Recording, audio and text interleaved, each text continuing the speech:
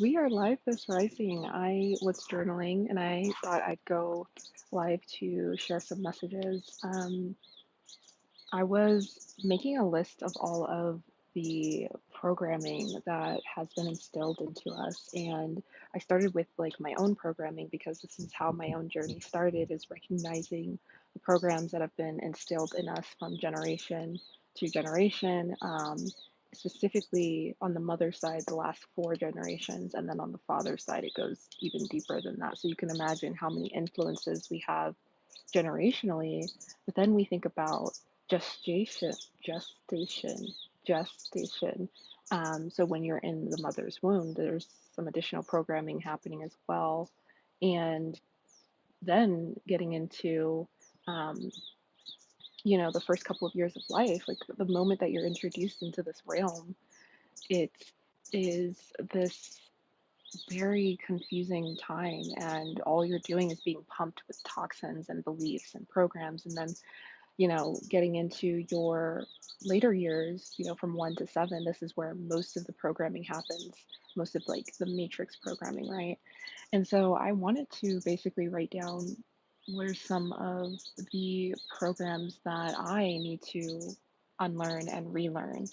And the first thing that I wrote down, the first thing that came to mind is like the scarcity mindset. How many of us have gone through life being told, like, oh, we don't have it, there isn't enough, or, we're broke and all these things, right? And so that gets programmed into us from a really young age.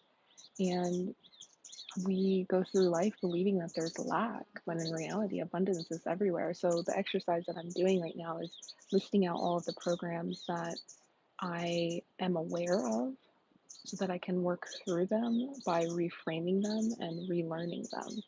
So the scarcity mindset has to do with abundance, right? Um, what are some other examples of things that need to be reprogrammed?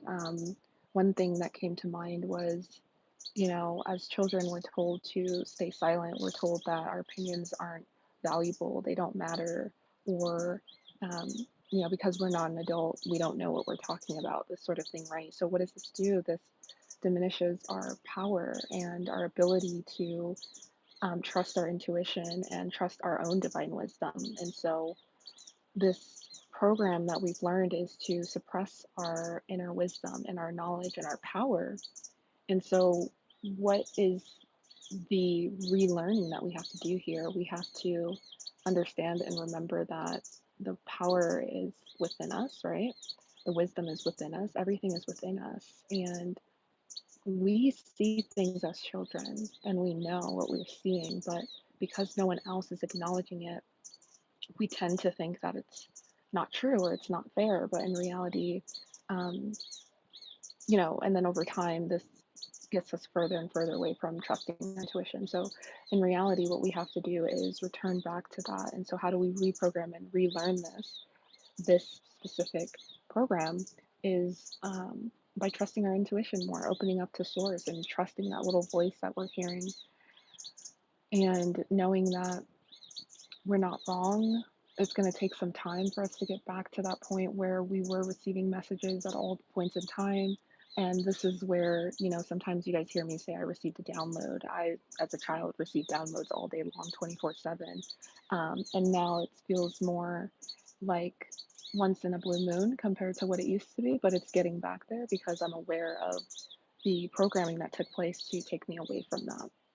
So those are just two examples of programs that we have to unlearn and relearn, and awareness is key. And so how did I become aware of these programs is the fact that I started working on myself. I started working on my inner thoughts and catching them when they were limiting or negative, and trying to reprogram, and then also understanding where did they stem from. So going back to the root of all of this and realizing that these weren't even my beliefs to begin with.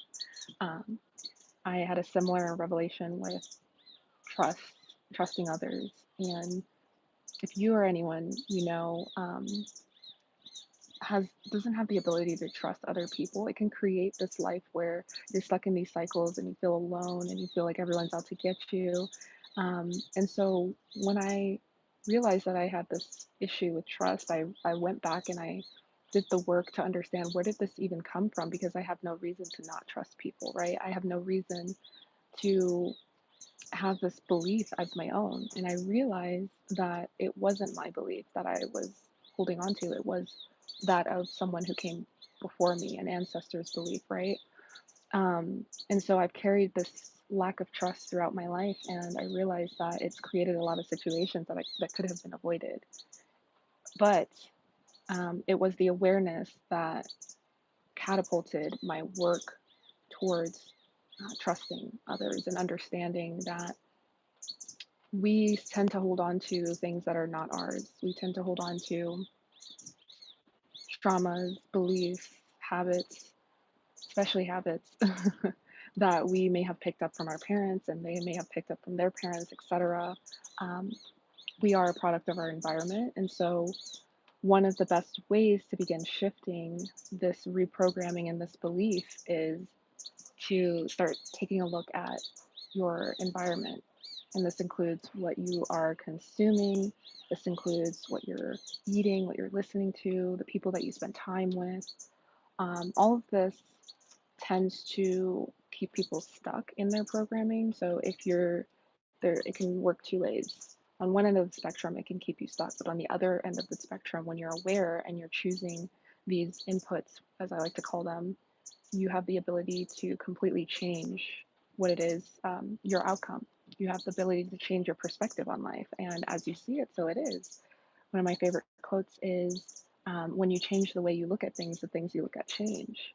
And that's exactly how this works. When you become aware of your patterns and your programming and you acknowledge it and you work through it, you go to the root of it to really understand where it came from, you will now begin to operate differently. You'll make different choices because you're aware of what was holding you back previously. And this is such a grand topic because I think this is the one thing that keeps people stuck in the places that they are, the spaces that they are, the mindset that they're in, wondering why they can't move forward, wondering why life isn't the way that they want it to be, because they haven't addressed their programming, they haven't addressed their traumas, they haven't brought awareness to what is keeping them stuck. And like I said, one of the best ways to begin working on yourself is through changing your consumptions and through identifying these thoughts and these beliefs that are coming up as you are going through life. You know, something great comes your way and you automatically push it away. Like, why is that? Understanding where these decisions are stemming from because they're not really your decisions at the end of the day. And once you've done that, you begin to change your life. You begin to see life for what it really is and how beautiful it is and um, how you can begin to change your reality one decision at a time. And so that was my download for today. I'm going to leave that here and continue journaling. But thank you all so much for watching.